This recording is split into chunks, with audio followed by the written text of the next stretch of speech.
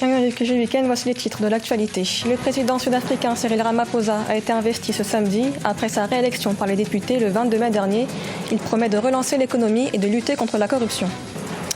Le Congo-Brazzaville fait la promotion du digital banking, une filière peu reconnue alors que le mobile money se développe dans le pays. Et puis portrait du styliste Hissène Adamou Camara. Son objectif, promouvoir les vêtements traditionnels du Tchad et faire de la mode un levier de croissance. Mais d'abord, aux Comores, le président Azali Assoumani investit ce dimanche 26 mai. La cérémonie a lieu dans la matinée au stade de Malouzini, au sud de Moroni, dans un contexte de division politique. Rappelons qu'Azali Assoumani a été réélu à sa propre succession le 24 mars dernier, une élection controversée. L'opposition dénonce des fraudes massives et censure lors du scrutin. En Afrique du Sud, le président Cyril Ramaphosa a été investi ce samedi 25 mai. Après la victoire de son parti aux législatives du 8 mai, Cyril Ramaphosa a promis d'être l'homme du changement. Ses priorités, relancer l'économie, lutter contre la pauvreté et la corruption. Claude Bessin. Le président Cyril Ramaphosa, âgé de 66 ans, a prêté serment ce 25 mai à Pretoria, en Afrique du Sud. Il a été réélu par les députés le 22 mai suite à la victoire de son parti, le Congrès national africain, aux élections législatives du 8 mai 2019. Le président Ramaphosa ambitionne de former incessamment un nouveau gouvernement. Pour ce mandat de 5 ans, le chef de l'État s'est fixé comme fil directeur de nettoyer le parti et l'État de la corruption et de relancer l'économie de la première puissance industrielle du continent africain.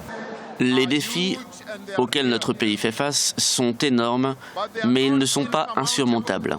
Ils peuvent être relevés. Nous affirmons notre détermination à mettre fin à la pauvreté en Afrique du Sud.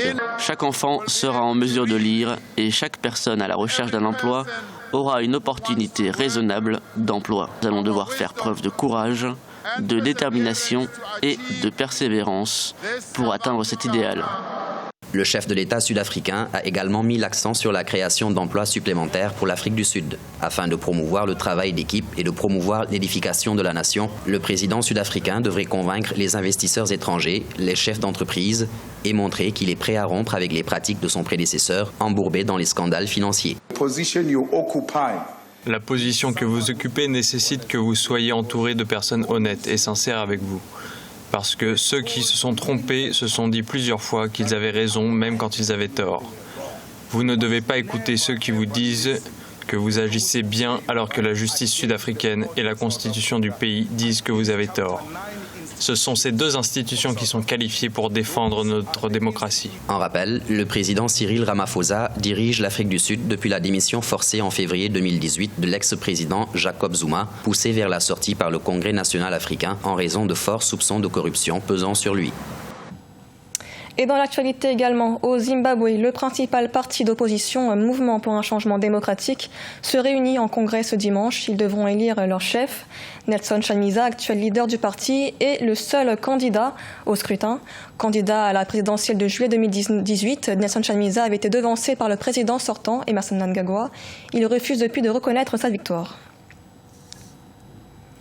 Le mobile money se développe au Congo-Brazzaville. En mars 2019, les revenus du marché ont atteint plus de 700 millions de francs CFA.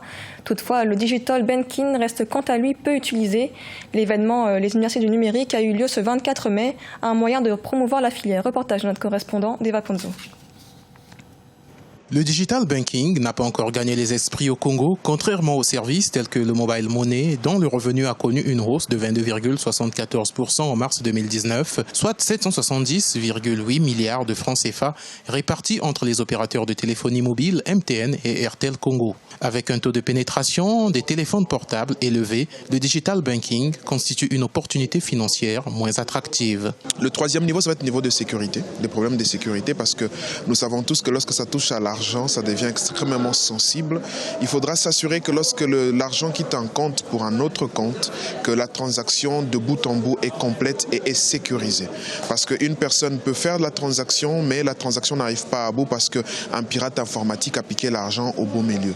L'un des plus grands défis du digital banking demeure la sécurité des utilisateurs face au piratage informatique. Le digital banking, catalyseur de l'inclusion financière, a constitué le thème de la 5e édition des Universités du numérique Afrique ce vendredi 24 mai 2019. Nous avons planché cette fois-ci sur la problématique du digital banking dans l'accès facile aux services bancaires. Nous avons découvert qu'en République du Congo, il y avait toute une gamme de startups qui proposaient des solutions en termes de paiement mobile, solutions qui facilitent les transactions auprès des populations. Et nous avons jugé nécessaire de leur donner la possibilité de présenter ces solutions vis-à-vis du public. Le développement du digital banking devra s'arrimer aux progrès observés dans le service mobile money en forte croissance. Notons que les utilisateurs de mobile money ont réalisé 23,4 millions d'opérations rien qu'au cours du mois de mars 2019 pour un montant total de 80,9 milliards de francs CFA. Au Rwanda, le gouvernement part à la rencontre des agriculteurs confrontés à de nombreux fléaux qui menacent leur activité. Le ministère de l'Agriculture promet également de résoudre les problèmes liés aux grands projets d'irrigation. Frater Nakaizenga. La ministre rwandaise de l'Agriculture multiplie les rencontres avec les agriculteurs et les éleveurs dans différentes régions du pays. Le but est d'écouter les doléances de ceux qui pratiquent ces métiers qui contribuent à 33% au produit intérieur brut du Rwanda. Ici, dans le district d'Okirehe, dans la province de l'Est, la ministre s'est entretenue avec les membres de la coopérative d'irrigation de Naasho.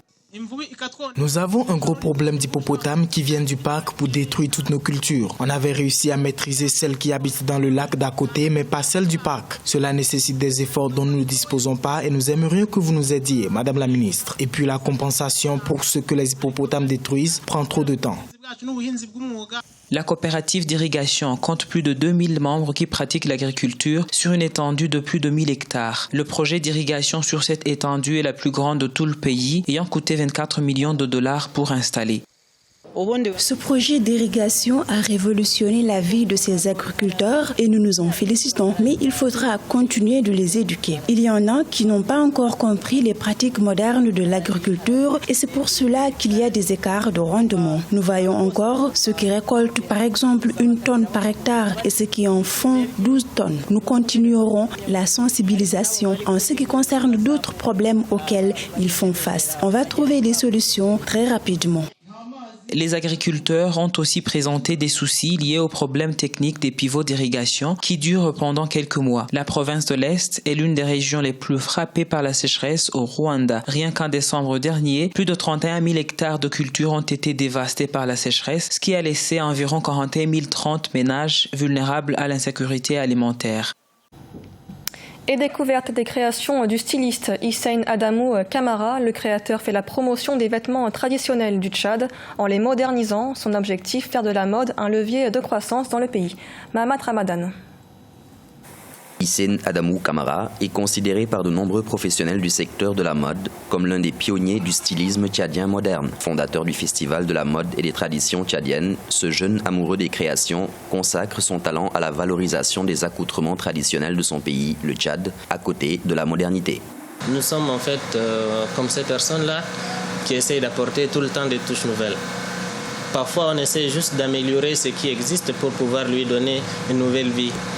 Donc, ce qui fait que quand les gens arrivent chez nous, ils sont toujours contents de découvrir quelque chose de nouveau. Ils sont toujours contents de dire que oui, enfin, ici au Tchad, on a des gens aussi qui travaillent, qui pensent et qui font en sorte que ça vit. Hissène Adamou Kamara croit fermement que le secteur de la mode peut être un levier de croissance économique dans un pays pauvre comme le Tchad. Pour atteindre cet objectif, il recommande aux jeunes entrepreneurs d'investir et de moderniser le secteur de la mode afin d'immigrer vers les marchés en ligne qui offrent de larges opportunités d'affaires. Même pendant les périodes de crise, tous les secteurs peuvent tomber, mais pas les secteurs de la mode parce que les gens s'habillent quand même malgré tout. Donc le rêve est d'avoir une industrie véritable, capable de travailler et de produire par centaines, même par milliers, afin qu'on puisse exporter les vêtements qui sont made in Tchad, mais de vrais vêtements.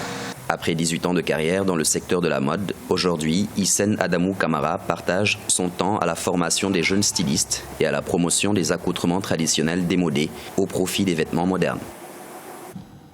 Ce journal a été réalisé par l'ensemble de la rédaction. Merci de l'avoir suivi. L'actualité continue sur Africa 24.